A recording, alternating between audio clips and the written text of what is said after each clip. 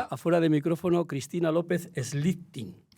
Muy bien dicho, Javier del Castillo. Estaba yo preocupado con el segundo apellido. Te saludo a ti y a toda tu audiencia. Muchísimas gracias por invitarme. El segundo apellido, lógicamente, es porque tu madre es alemana. Mi madre es de Hamburgo. De Hamburgo. ¿Por qué vino a España? Porque vino joven, ella lo ha contado y ha escrito un libro de memorias, pero... y luego, pues el amor de alguna manera le condicionó a seguir, pero ¿por qué venía a España? Pues es muy interesante porque mi madre estudió comercio en Hamburgo, que es una ciudad que forma parte del entorno de la Hansa, que es esa organización histórica de comercio que une todos los países bálticos, Escandinavia, el norte de Gran Bretaña. Es una zona de comercio muy interesante, ¿no? Y ella necesitaba el castellano porque muchísimas de las empresas, particularmente las que comercian con café con Sudamérica, valoran mucho el español y ella había aprendido muy mal en la escuela de comercio. Así que vino a estudiar español, vino a Madrid, al cabo de un tiempo conoció a mi padre y hasta hoy. La España que ella conoció cuando llegó, claro, no tiene nada que ver con la que vino después, ¿no? Pero muy interesante. ¿Cómo lo recordaba ella? ¿Cómo te lo ha recordado una vez? ¿No? La verdad es que el libro, Así encontré la felicidad, y aprovecho para recomendarlo, claro, en HarperCollins, ilustra muy bien sobre la España de aquella época, que era muy diferente. Ella, por ejemplo, tuvo la suerte, como entonces se cogían Fräuleins, señoritas, para enseñar alemán a los niños, estuvo en Extremadura, en San Sebastián y en Madrid al comienzo. Entonces conoció desde la época extremeña tremenda que recuerdan la gente de Badajoz, por ejemplo, donde había obreros descalzos, aguadores en las fincas que traían el agua todos los días para los señoritos, a la ciudad de San Sebastián, absolutamente europea, conectada con Francia, donde Franco se paseaba con el barco por delante de la Concha y todo el mundo lo vitoreaba, porque estas cosas las recuerda muy bien ella. Y luego la ciudad de Madrid, que le pareció elegantísima desde el comienzo. O sea, le pareció realmente una ciudad de un estilazo increíble. Y bueno, eran los años de la dictadura, pero ella reconoce que España la fascinó desde el comienzo. ¿Qué te iba a decir? ¿Por qué estudias periodismo? ¿Qué te motivó? Bueno, yo leía y escribía muchísimo desde niña. Y tenía ese sueño que tenían tantos niños de la época de ser escritor. Entonces recuerdo cuando llegué a la Facultad de Filología Hispánica, que es lo que yo estudié al principio, la catedrática primera dijo: ¿cuántos de ustedes quieren escribir? Y entonces éramos una generación, los boomers, donde en un aula podía haber, en una aula inaugural, entre 250 a 300 alumnos en el curso. Y levantó la mano el 70%. Y yo, que soy enormemente práctica, digo, aquí no me cabe la cuota. Entonces estuve ese año estudiando Filología Hispánica, el año siguiente también, y después me cambié a periodismo, que me pareció una versión de la literatura más asequible y que lo ha demostrado, porque realmente ha sido una opción para mí maravillosa. ¿Y entraste a trabajar en la ABC? Supongo que como becaria, como se suele entrar, ¿o conocías a alguien? No, yo desgraciadamente no conocía a nadie, pero era la época de Anson, y Anson en aquel momento había levantado el periódico un poco y necesitaba renovar la plantilla. Entonces tuvo una idea muy buena, que fue ir a la Facultad de Periodismo y hacer un examen a los 500 mejores alumnos. No tengo ningún empacho en decir que, la verdad, porque yo me mataba, que era uno de ellos. Entonces nos hicieron un examen, fíjate, Javier, que incluía política internacional, inglés, lo recuerdo perfectamente. Y de ahí salimos 30 y tuvimos la oportunidad de ir a la ABC, y ahí estuvimos bastante, de becarios unos años, y luego nos incorporamos todos, la verdad, a la redacción, porque ahí había gente, Carmen de Carlos, muchísima gente que después ha hecho un carrerón en el periodismo y que empezó en esa jornada. Pedro Rodríguez, es que había muchos que fueron de esa generación, Virginia Ródenas, mucha gente muy válida. Y pasas por distintas secciones, ¿no? Alguna vez has contado en alguna entrevista que en todas se aprende algo, incluso tuviste una sección de religión, pero también en sucesos. Eso te curte también, ¿no? Es una manera de... Anson decía una cosa, y dice que es preciosa, ha sido mi gran maestro. Yo he aprendido mucho de Anson y mucho de Pedro J. después en El Mundo, que periodismo es todo hasta los pies de foto o los anuncios por palabras. Y qué verdad es, ¿no? Porque los pies de foto, por ejemplo, de una sección como la que tenía ABC, gráfica al comienzo, resumían en 2 líneas una noticia, que es lo más difícil que hay en el periodismo, ¿no? Sintetizar en un titular un contenido. Y ellos se quedaron, cuando yo entré, muy perplejos, porque al cabo pero al contrario de ahora, donde parece haber un auge de lo religioso, entonces estaba muy perseguido. Y yo puse que no me importaba hacer religión, con lo cual la religión me mandaron con Martín Descalzo, con José Luis Martín Descalzo, del que aprendí un montón. Se quedaron perplejos porque nunca una becaria había pedido religión. Yo había pedido también cultura y otra sección, pero me mandaron a religión. Estuve allí con Martín Descalzo y con Santiago Martín. Y luego, como sabía varios idiomas, me pasaron a internacional, previo paso por local y por sucesos, y ya en internacional con Alfredo Semprún y con Isabel San Sebastián estuve bastantes años.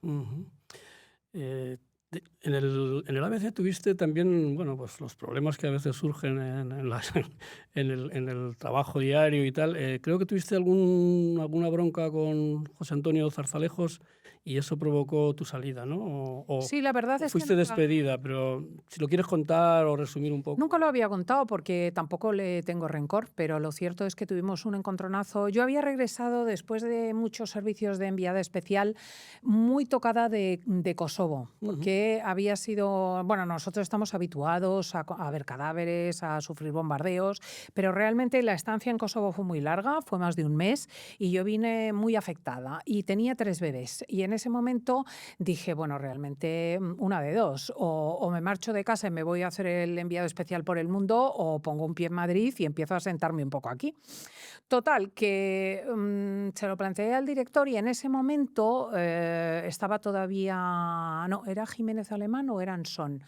No. Los obispos habían leído mis reportajes y habían pedido que una persona llevase la sección de religión en colaboración con la conferencia episcopal. Y entonces yo me puse a hacer religión, que recuerdo que Isabel San Sebastián me dijo, pues menudo error, porque pasar de la crónica internacional a semejante cosa te auguro una carrera muy breve. Es intimísima mía, ¿eh? Lo puedo contar porque Isabel después me ayudó a entrar en el diario El Mundo. Y estando en religión tuve muchas desavenencias con la línea editorial, con Zarzalejos, y al cabo pues me tuve que ir del periódico. Gracias a Dios en ese momento Pedro J., que había leído mis reportajes, me contrató para El Mundo. Sí, sí, en El Mundo estuviste sobre todo en el fin de semana, ¿no? Creo que con vamos, un amigo común, Miguel Ángel Mellado, con el que Con el gran periodista. Yo también trabajé en Época, en la revista Época, y luego colaboré con él alguna vez. Miguel Ángel Mellado, Es que es un personaje del periodismo, quizá no tan conocido mediáticamente, pero de esos que realmente más tímido. construyen, no, y que tienen otra tarea. O sea, él hacía este suplemento Crónica que hizo historia, porque lo mismo íbamos a Yemen a conocer cómo viven las familias poligámicas, que nos íbamos continuamente al País Vasco a cubrir la sangría aquella, que nos metíamos en los fregados más increíbles, ¿no? Y el suplemento lo dirigía Miguel Ángel Mellado y ahí estuve varios años con un equipo increíble que también incluía a Agustín Peri, que ahora está en ABC, a Ildefonso Olmedo, y luego ya pasé a COPE. La COPE, ¿cómo fue el aterrizaje en COPE? Porque, claro, vienes del mundo del periodismo escrito, quieras o no, la radio es inmediatez, es improvisación. ¿Te adaptaste bien? ¿Cómo lo recuerdas? Sí, perfectamente. La verdad es que fue o sea, yo ya había hecho mucha tertulia televisiva y mucha radio, porque entre otras cosas estuve 13 años con Ana Rosa Quintana en Antena 3, hacía un debate con Pilar Rahola, hice muchísima televisión con Miguel Ángel Aguilar, con Sopeña, en debates muy encendidos, o sea que yo tenía cierta... Pero yo nunca había hecho dirección de radio y fue una verdadera locura. Esto fue una historia que merece la pena contar porque había muerto Encarna Sánchez, había dejado la tarde muy desangelada y distintas personas lo intentaron coger. Sí, hubo bastantes, sí, entre ellas Maricruz Soriano, quiero recordar, María Teresa Campos. María Teresa Campos. Entonces, Maricruz lo cogió al principio, no acababa de tirar. María Teresa Campos, el problema es que estaba también en televisión y aquello era imposible, lo intentó y tampoco. Al final lo llevaba María José Navarro y tenía muchas dificultades, bueno, por las circunstancias y en un determinado momento yo creo que en la conferencia episcopal dijeron, bueno, pues para no ganar dinero y para que no haya audiencia, se lo damos a esta chiquita, que yo no los conocía de nada, porque yo venía de una familia atea, ¿no? Pero me habían visto que a mí me interesaba el catolicismo, que me había convertido, que me había acercado a la Iglesia Católica en la que me habían bautizado, pero que no conocía mucho, y les gustaba lo que hacía y dijeron, pues vamos a dársela a ella y si vamos a perder dinero, pues lo hacemos con ella. Y fíjate tú por dónde aquello pitó. y subió la audiencia como la espuma y estuve 9 años, pero aprendiendo radio, Javier, porque cuando yo llegué sabía tan poco de dirección de radio que yo recuerdo que Marcio Ortega, que sigue conmigo y es mi jefa de producción, y Jesús García Ercilla se hacían cruces, porque yo no sabía ni que cuando se encendía la luz roja había que callarse. O sea, aquello debió ser un desastre en los primeros años que yo no me quiero poner en la piel de ellos. Ya. Claro, la audiencia de la tarde es bastante, supuestamente es diferente a la del fin de semana, ¿no? En el fin de semana llevas... Pues yo creo que más de 15 años. Más de 15 años, sí. O más de, sí, por ahí, puede ser.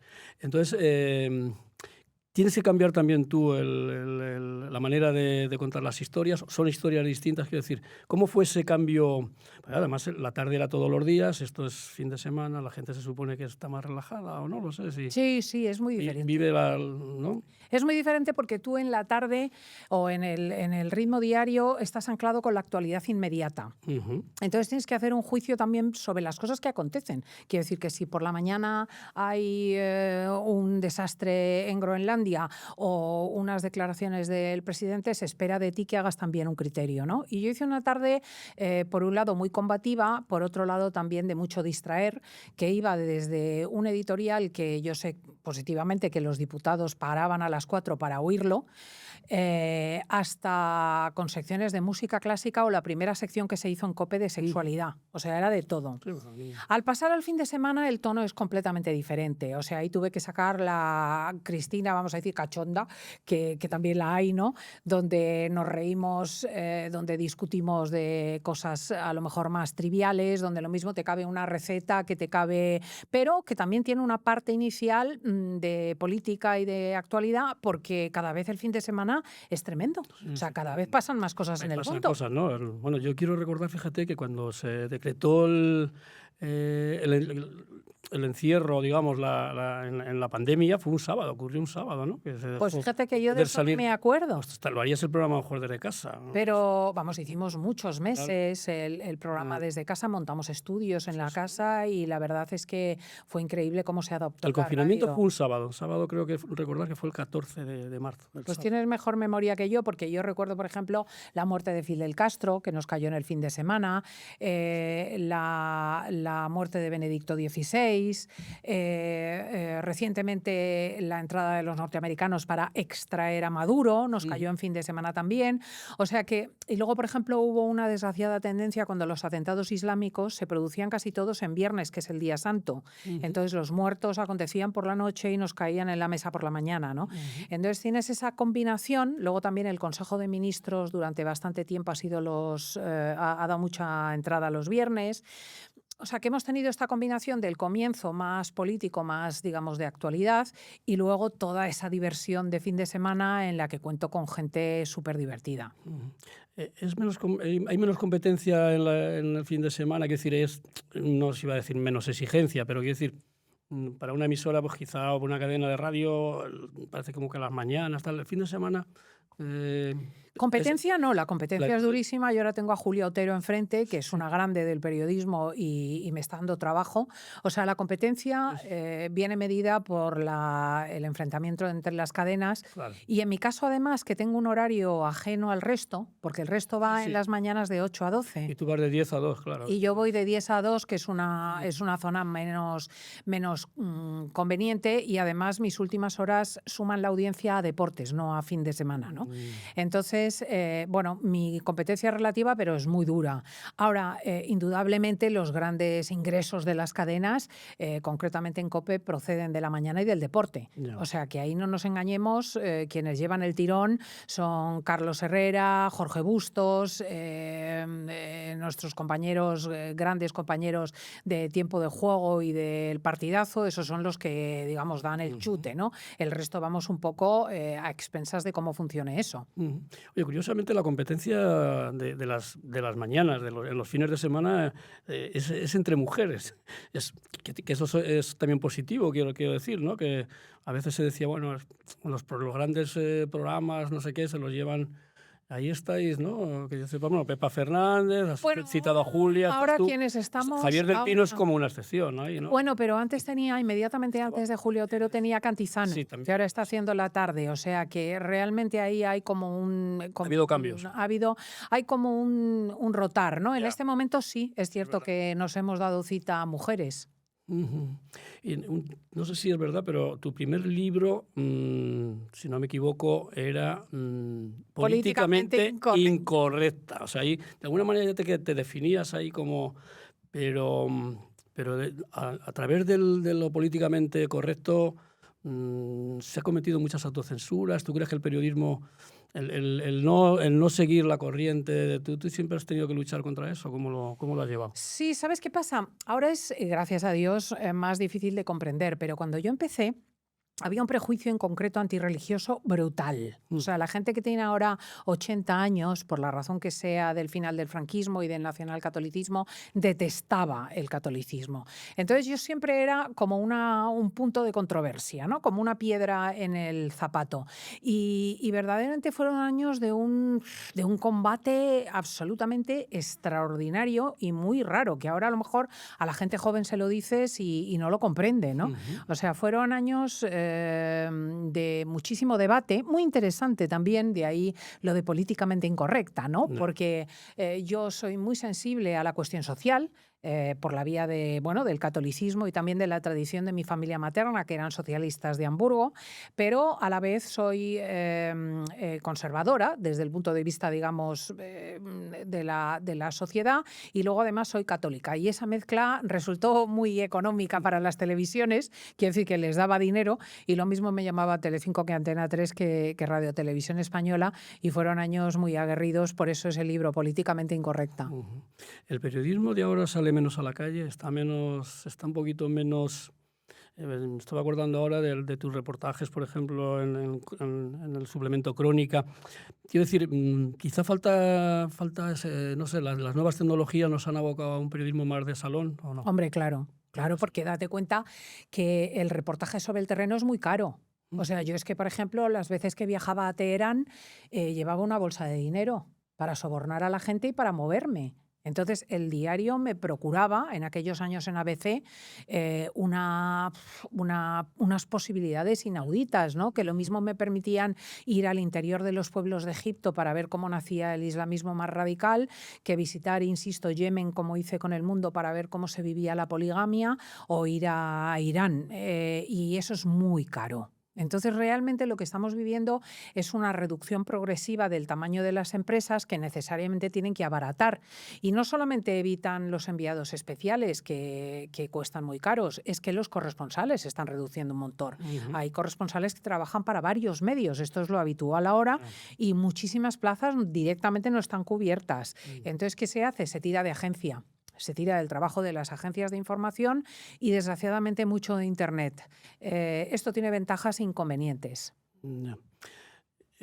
La gente joven ha perdido un poco la credibilidad en los medios, ¿no? Eso se detecta incluso en que se informan en un alto grado de gente joven, se informa por las redes, que no es periodismo. ¿Qué hemos hecho mal? ¿Qué hemos hecho mal para que el periodismo esté como está ahora mismo? No, yo creo que no lo hemos hecho mal. Yo creo que es que las redes han sido un fabuloso cambio que, para el que es cotilla de natural como yo, constituye una cosa increíble. A mí, Javier, de repente estoy escribiendo y empiezo a pensar Sumeria, y meto Sumeria en Internet y es que me flipo. O sea, sigo experimentando una verdadera voracidad. Claro, el problema, y yo creo que ahora las nuevas generaciones empiezan a darse cuenta, es que tú no puedes dar crédito inmediato a todo. Tú tienes luego que chequear las fuentes, ver si realmente corresponden a la realidad, etcétera, ¿no? Pero no hemos sido nosotros, ha sido la realidad que ha permitido cosas tan asombrosas como que de repente, en plena cerrazón de Internet en Irán, tienes un oyente que está entrando por el sistema satellite de Jeff Bezos y te está contando en directo lo que está pasando en las calles de Teherán. Este acercamiento a los lugares es maravilloso, ¿no? Pero claro, lógicamente es una competencia muy fuerte para los medios. Sí, yo te quería, porque también, claro, luego existe el problema de que ahí cabe todo. En Twitter, por ejemplo, pues hay gente que lo considera pues eso un basurero en el que puede que entrar y echar todo lo que quieras y más. Eso es el lado malo, entonces. Claro, el lado malo, sobre El todo, es anonimato también. lo más malo es la falta de fiabilidad. Ujú. Porque si tú arriesgas tu marchamo del diario La Razón, donde yo escribo ahora, o del diario ABC, o del País, o del Mundo, tú arriesgas tu marchamo cada vez que el redactor escribe, cada vez que el periodista hace una información. Si es falsa, el medio se deteriora en su credibilidad. Eso no pasa en Internet. Por eso ahí el problema es la formación del usuario, que tiene que distinguir claramente entre lo que le viene, digamos, del chau chau de las redes, las opiniones, el fake. O sea, ahora mismo el fake con la inteligencia artificial te permite doblar a cualquier persona. Bueno, hay artículos de Usía falsos, hay a patadas en las redes. Sí. Artículos de Eso me Prada, refiero a que- de Pérez Reverte, firmados supuestamente por ellos, que no son verdaderos, hay así. Entonces, ¿qué tiene que hacer la gente? Ir a los medios auténticos a chequear aquello que encuentra en las redes, ¿no? Y luego también hay un tono bronco, ahí tienes tu razón. O sea, claro, hay una cortesía necesaria en el trato que en las redes no es precisa. Entonces, a veces escuchas unas cosas, unos exabruptos, unos insultos que hacen muy desagradable el tráfico, ¿no? Y bueno, yo creo que ahí es necesario un proceso educativo. Ya, porque la polarización, el enfrentamiento, a veces se comenta que es entre los políticos, pero eso se ha trasladado quizá también a la sociedad y a lo mejor a los medios. No sé si quieres hacer una reflexión sobre ello, ¿no? Sí, yo creo que, mira, em, las redes sociales mueven multitudes. Por ejemplo, todos recordarán el fenómeno de Podemos. O sea, cómo la gente se lanzó a las calles, mis propios hijos se establecieron en la Puerta del Sol y generaron un movimiento social increíble, absolutamente admirable, que después dio lugar al partido Podemos. Eso sin las redes hubiese sido imposible. Lo que ha pasado en Irán, donde montones de jóvenes se han sumado a la protesta del bazar, eso es imposible sin las redes. O sea, de un día para otro, de una semana para otra, es imposible generar esos movimientos sin las redes. Claro, eso tiene pros y contras. Por ejemplo, el Brexit viene de ahí. Cuando de repente se empiezan a generar corrientes, incluso influidas por los bots rusos pagados, los robots, se genera una fuerte corriente de opinión que genera la salida de Gran Bretaña de la Unión Europea. 6 meses más tarde ya estaba la gente harta. Ya querían volver. Entonces, ¿qué ocurre? Que son movimientos tan fuertes que generan controversias enormes. Y esto ha cambiado la historia, porque ahora mismo se están produciendo vuelcos de una potencia muy difícil de manejar desde el punto de vista de la convivencia. Esta polarización es fruto casi exclusivamente de la revolución digital. En una situación como la que estamos viviendo ahora, de este enfrentamiento y tal, es más necesario, si cabe, tener unos medios libres, pero contra ellos está siempre el poder, con lo cual estamos... Claro. ¿no? Si era necesario el medio de comunicación siempre, el medio de comunicación ahora mismo es imprescindible. Es que es imprescindible. O sea, ¿tú cómo determinas de repente que unas afirmaciones del presidente o de Trump son verdaderas si no te vas a las redes? O sea, ¿cuántos fake hemos leído en los últimos tiempos, ¿no? Hay cosas asombrosas. De repente ves, yo qué sé, a islámicos cargándose un tradicional monumento francés. Lo chequeas en las webs que se dedican a ello o en los medios de comunicación y es mentira. Están alimentando un algoritmo de odio. Porque, claro, insisto, o sea, toda esta polarización tiene un subterráneo digital. O sea, tú ya sabes que si tú tienes determinadas ideas y no te cuidas de entrar en distintos medios de comunicación, el algoritmo te alimenta todo el rato con tus propias convicciones, con lo cual te va haciendo cada vez más acendrado en determinadas posturas y eso genera choques muy grandes. Los medios de comunicación son ahora más importantes que nunca a la hora de defender la verdad de las cosas. En una situación como esta también los extremos, parece que, me estoy acordando ahora de las últimas encuestas, ¿no?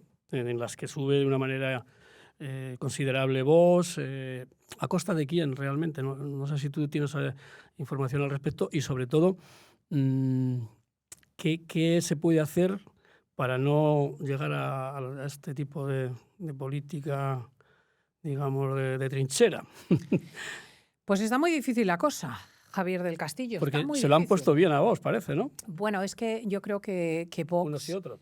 no es un fenómeno exclusivamente español. O sea, yo creo que ahora mismo se está produciendo una corriente de cercanía, digamos, a las posiciones de ultraderecha que afectan a Alemania. Va a ganar la AfD. O sea, la ultraderecha alemana está a punto de ganar las elecciones. En Francia, Le Pen va a ganarlas. Es cuestión de tiempo.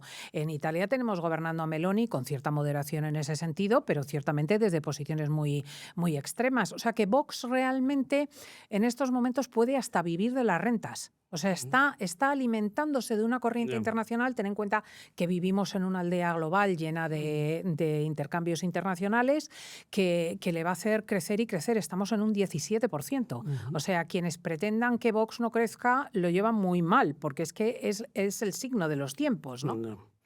El presidente del gobierno sigue ahí pese a todo.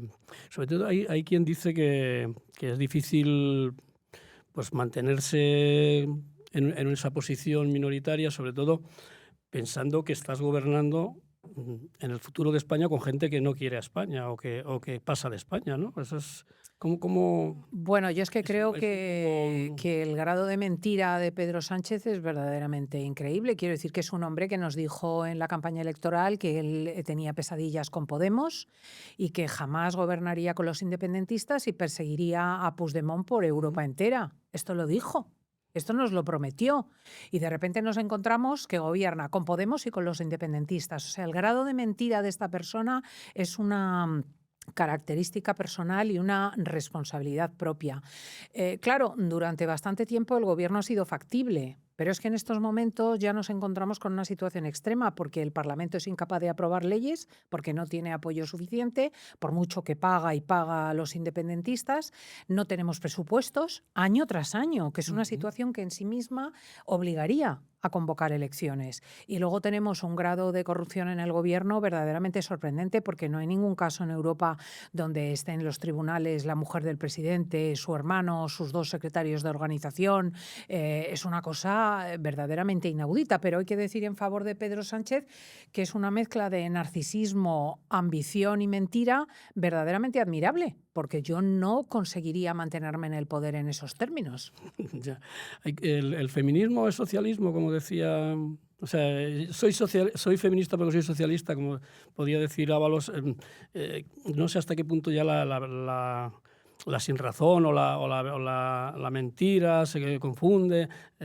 ¿Tú crees que, no sé, como mujer y tal, el feminismo se ha ideologizado y hay una... Bueno, vamos a ver. Y vale todo, o sea, se vende... Un putero público diga que es feminista es absolutamente doloroso para una mujer, ¿no?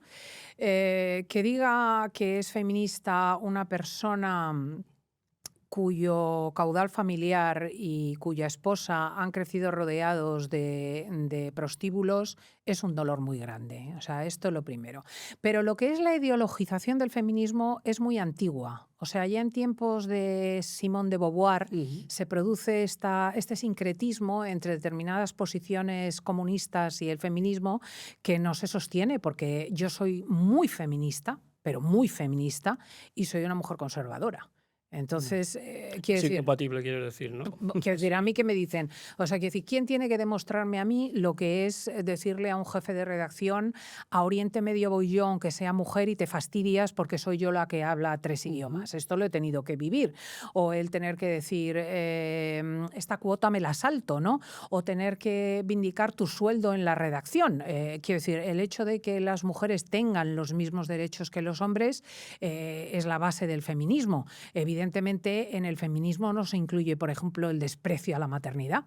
Yo creo que la maternidad es una de las cosas más potentes en la mujer, que la hace muy poderosa. O sea, porque yo, cuando tuve 3 hijos, era muy difícil de domeñar. O sea, yo llegaba a pedir mi sueldo, yo llegaba a negociar y llegábamos 4. Los 3 y yo, ¿no? Entonces, esta potencia de la mujer es parte del feminismo. Por lo tanto, yo creo que el feminismo es una miscelánea de posiciones cuyo fundamento es que las mujeres tenemos los mismos derechos y los mismos deberes sociales que los hombres. La violencia de género, a pesar de toda la inversión que se hace, a pesar de un ministerio de igualdad, que también puede ser discutible, las políticas, ¿por qué siguen aumentando incluso a veces los casos de violencia, las muertes de mujeres, ¿no? Si te digo la verdad, Javier del ¿Es un problema de Castillo, educación o no sé si no lo es sé. una reflexión de...? No lo sé. Quiero decir, es algo muy profundo que, igual que la mujer tiene determinadas características, el varón indudablemente tiene un punto de... No sabría decirlo. No quiero decir violencia porque no es cierto. Yo creo que tiene una impulsividad que puede ser extraordinariamente positiva, que en momentos de mezcla con alcohol, con sustancias, con marginalidad, con pobreza, pero no solo, porque se ve maltrato también en clases, digamos, educadas, produce esta explosión. Y la verdad que es uno de nuestros cánceres sociales, que todos los años mueran cientos de mujeres. Y fíjate que hemos hecho, desde poner pulseras, a endurecer las penas, pasando incluso por la disparidad legal, de tal modo que yo te agredo a ti la discriminación y tengo positiva, menos ¿no? pena que tú me agredas a mí. Y a pesar de ello se sigue produciendo esto, ¿no? Es un verdadero dolor y es una de las cosas, tenemos que seguir educando, simplemente. Tú te has adaptado perfectamente al ideario de COPE, supongo, porque me has dicho que eres católica, pero ¿alguna vez has tenido algún, no sé, con los obispos, alguna vez te han dicho, oye, por aquí no... Es que, ¿sabes qué pasa? Uno de los dramas de nuestra profesión, de nuestra bellísima profesión, es que es La una línea editorial. Claro, nosotros somos profesionales liberales, o sea, como un médico, un abogado, si me apuras, un taxista, y sin embargo dependemos de una empresa. O sea, somos más bien como Cabify y como Uber, ¿no? Entonces, esto es muy molesto, pero claro, en mi caso, así como yo tuve algunas disensiones en ABC y bastantes más en El Mundo, y en COPE he tenido muy pocas. ¿Pero por qué? Porque es que yo me parezco mucho a la línea editorial de COPE. Entonces, quiero decir, hombre, el periodista, que imagínate que yo he ido a La Sexta mucho a debatir, o a La 4, y ahí casi era un valor que yo pensase distinto, pero yo no podría ser editorialista en La Sexta. O sea, esto es imposible. Entre otras cosas porque tengo una enorme coherencia personal, o intento tenerla, ¿no? Entonces yo en COPE he estado muy cómoda. He tenido algún momento... Bueno, hay alguna anécdota que los obispos no creo que me reprochen. Al comienzo de mi trayectoria en la tarde, que yo iba pues puse a Setién verde. Con la época de ETA, el hecho de que Setién, profundamente nacionalista, mirase con cierta condescendencia las posiciones de los de ETA, me llevaban los demonios y me llevó a criticarlo firmemente, y alguien me dijo, oye, que es dueño de la casa. Claro, ¿Sabes? Pero tengo que accionista. decir a mi favor que no me pasó nada. Mientras que, por ejemplo, cuando estuve en Hora 25... Es que estuviste, ¿verdad? Que estuviste como Isabel San Sebastián. Eso antes porque se aceptaba más quizá la... No, yo creo que se sigue buscando siempre alguien que opine discrepe porque queda más bonito en el debate y lo exacerba, ¿no? Y tú hacías ahí un poco de... Entonces, cuando yo estuve en Hora 25 y se me ocurrió criticar a Polanco, al día siguiente me llamaron para decir que estaba muy llena la tertulia. Eso en COPE no me ha pasado. Y por defender a Jaime Campani, ¿no? Creo que defender a Jaime Campani. Cuando estaba en aquella batalla, ¿no? Efectivamente, porque Jaime Campani tenía razón, y además era un grandísimo periodista, un hombre de una pluma y una coherencia grandísimas, y al día siguiente me llamaron para decir que es que no había sitio, ¿no? O sea que bueno, hay lugares más feroces que otros, y en mi caso hay una feliz coincidencia entre la línea editorial de COPE y mi propia posición, con lo cual estoy comodísima. Ya. ¿Cómo es Carmen Lomana en la distancia corta? Porque es un personaje que de pronto salió ahí pues es que es fascinante. Y tiene una sección importante dentro. ¿Sabes qué pasa?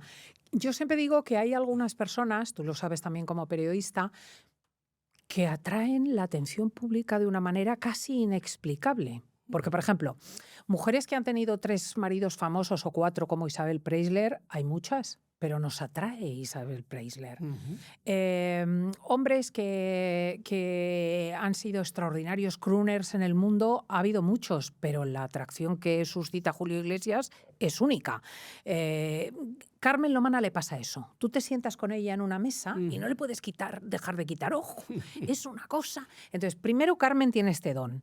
Segundo, es una mujer que, aunque su conocimiento nodal es la moda, es una gran experta en moda clásica y en los grandes modistos, pues le interesa la actualidad, la cultura, y entonces pues puedes con ella mantener un diálogo interesante.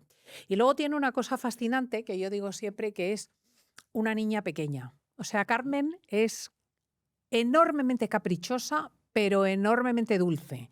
Entonces ella me dice de repente en directo, porque en esta sección mando yo. Digo, no, bonita, en esta sección mando yo. Y curiosamente lo acepta.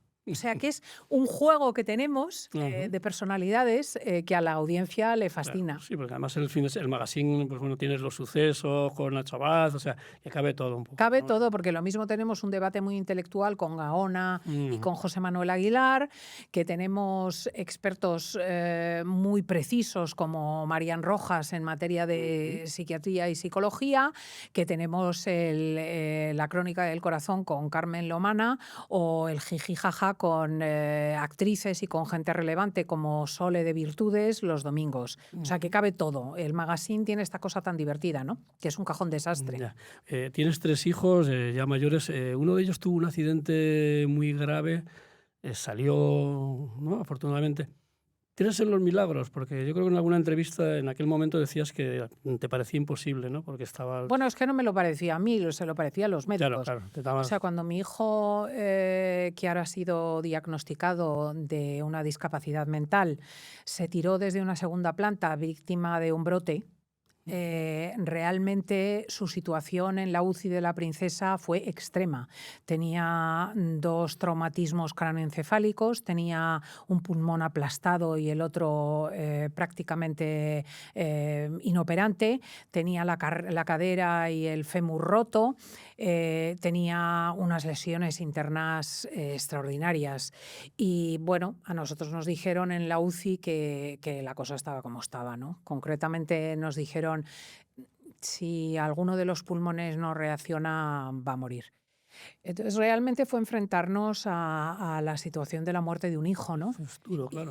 Pero yo lo que digo es que ciertamente la medicina realiza un trabajo admirable. Aquellos profesionales fueron un escándalo de atención, de minuciosidad, de profesionalidad, y sin duda pues se produjo esa circunstancia de que mi hijo era muy joven, tiró para adelante y ellos echaron el resto. O sea, no creo que sea un milagro en el sentido clásico. El milagro fue, ¿sabes cuál? Que yo estuve tranquila y en paz en todo el proceso. Eso sí me ¿Tenías parece confianza, bueno, en los médicos y en la... No sé si rezaste o... Yo rezaba mucho, pero el milagro consistió en que yo recuerdo un diálogo con el misterio, ¿no? En el que, pensando en Abraham, que le pide el Señor su hijo y él se lo ofrece, digo, mira, yo a Abraham no. Digo, a mí no me pidas a mi hijo porque yo no te lo voy a dar. Digo, pero si me lo quitas, sosténme en paz. Y eso, decir eso a una madre, eso sí que es un milagro. Y darte cuenta de que vas a ser sostenido. Entonces yo creo que sí que la parte mía, que era inoperante, porque yo solo podía estar ahí animando a los médicos y al pie de la cama, sí que tuvo algo de muy sorprendente para mí. La vida somos muy vulnerables, quizá no nos damos cuenta realmente hasta que no sufrimos, digamos, en propias carnes, ¿no? Sí, o sea que ahora podemos salir y morir inmediatamente, o que nos puede dar un ictus en este momento, ¿no? Pero a la vez es una cosa fascinante. O sea, yo a veces pienso que si tuviésemos que vivir por la eternidad, eso sería insoportable, ¿verdad? Porque la vida exige tanto, en lo bueno y en lo malo, ¿no? Que realmente el hecho de que esté tasada la hace más ajustada a la conveniencia. La vida, yo creo, al final, ahora que tengo 60 años, es un camino para aprender algo. Es un camino para aprender algo. Y ciertamente yo puedo decir que todos los sinsabores y todas las alegrías me han hecho cambiar muy profundamente. Y para eso es la vida, para cambiar, para alcanzar el propio destino y para llegar a un final que intuyo yo, tiene que ver con una mayor prudencia, con más amor, con más flexibilidad, porque mi vida va en esa dirección. ¿Es posible que la vida de nuestros hijos o de nuestros nietos sea peor que la nuestra, o tú eres optimista? Siempre se dice, vamos a dejar un mundo, y sobre todo tal y como está ahora mismo, pero hemos hablado de todo el panorama internacional, hemos hablado un poco de España, pero claro, estamos en una situación de... Hombre, yo creo, y coincido en eso con los analistas, que la circunstancia de los millennials y de la gente que ahora tiene 30 y tantos y 40 años es más difícil socioeconómicamente que la que nosotros nos encontramos, y ya nos encontramos con dificultades, porque pagar un piso, que nos lo digan a nosotros, ¿no? A mí me ha llevado pagar mi piso la vida entera. Hace apenas, yo qué sé, yo he cancelado mi hipoteca hace 7 años. O sea, es que he estado toda la vida trabajando para poder pagarme un buen piso, ¿no? Pero realmente ellos están en una situación extrema, porque ganar 1.200 euros y tener que pagar 500 euros en Madrid por una habitación con derecho a baño, como en la posguerra, o sea, me parece una cosa muy extrema, ¿eh? Entonces yo creo que ahí se dan una serie de circunstancias, la inflación, la carestía de la vivienda y los sueldos, que les han puesto en una encrucijada muy difícil. O sea, yo creo que ahí ellos lo tienen más difícil que nosotros. Sí quiero decir que, claro, tienen a su favor la fuerza, la juventud y luego un mundo con una revolución digital fascinante, ¿no? Entonces yo creo que el hombre ha de luchar y encontrarán un camino. Ya para ir terminando, cuando Trump invade, digamos que se mete en Venezuela para coger al sátrapa Maduro, ha habido gente que ha dicho que se ha vulnerado el derecho internacional, pero llevamos muchos años, ¿no?, con un dictador que tenía un montón de gente en la cárcel por motivos políticos e ideológicos, ¿no? O sea, ¿con qué te quedas? O sea, ¿hay que ser críticos excesivamente con un lado o con el otro? ¿O tú cómo lo ves? Bueno, yo sobre Son eso he difíciles. escrito. Vamos a ver, es indiscutible que se ha conculcado el derecho internacional. Eso no es una cuestión de opinión. Eso en tertulia no se puede someter, porque realmente la soberanía de un país no se puede dejar de lado, y eso Estados Unidos lo ha hecho. Pero también es cierto que se conculca el derecho internacional cuando unas elecciones ganadas por el 70% de la oposición son arrojadas a la basura por un pucherazo. Entonces nos encontramos con dos conculcamientos o conculcaciones en este momento, dos conculcamientos del derecho internacional. O sea, que es una situación muy extrema. Yo no puedo ocultar mi alegría porque Maduro haya salido, pero no por mí, sino porque buena parte de la colonia venezolana en España, que es amplísima, me traslada su alivio después de 27 años de intentar batir al régimen de este dictador por todos los medios posibles, incluido por las elecciones, ¿no? Entonces yo no puedo evitar alegrarme. Sí que soy consciente de que el orden mundial que nos habíamos dado después de la Segunda Guerra Mundial se acabó. O sea, que nosotros nos buscamos un paraguas protector, que fue las Naciones Unidas, entendiendo que había unas normas de trabajo, y ahora esas normas han desaparecido. Hemos vuelto al régimen de las tres grandes potencias, Estados Unidos, Rusia y China, que deciden actuar de una u otra manera y que a los europeos nos pillan muy desguarnecidos. Sí, pero hay conflictos y conflictos. Ahora, por ejemplo, en el caso de Irán, a la izquierda no, con todo lo que está pasando, no se la ve tan combativa quizá. Anda, claro, como que han cobrado de ello, porque ahí tenemos a Pablo Iglesias, que trabajaba gracias a ellos en su televisión y lo ha reconocido públicamente. Entonces, ¿cómo se van a meter con el hecho de que las mujeres lo pasen fatal en Irán, ¿no? Ahí hay una doble moral. Bien, es verdad que, como yo he escrito, Irán no se parece a Venezuela. Irán son 100 millones de habitantes, Venezuela son 30. Irán es también el 10% de la población del petróleo mundial. Irán tiene un ejército formidable con 700.000 reservistas. Irán tiene una vena nacionalista muy extrema, porque del 80 al 88 los que son un poquitín mayores que yo combatieron en una guerra contra Irak que costó 290.000 hombres. Entonces, a un iraní no le digas que Trump le va a entrar a quitarle a Jamenei. Ahí se generaría una guerra civil y luego una guerra mundial, porque claro, Irán tiene una alianza muy estrecha con Rusia y con China y se enfrentaría a Israel y a Estados Unidos. Entonces yo creo que ahí no se puede seguir el método venezolano, y Trump lo sabe. Pues muchas gracias, Cristina. Ha sido un placer tenerte aquí con nosotros y te deseo pues lo mejor. Enhorabuena por estas entrevistas que seguro disfruta enormemente la audiencia. Gracias a todas las personas que te siguen y por supuesto, gracias por invitarme. Muy amable.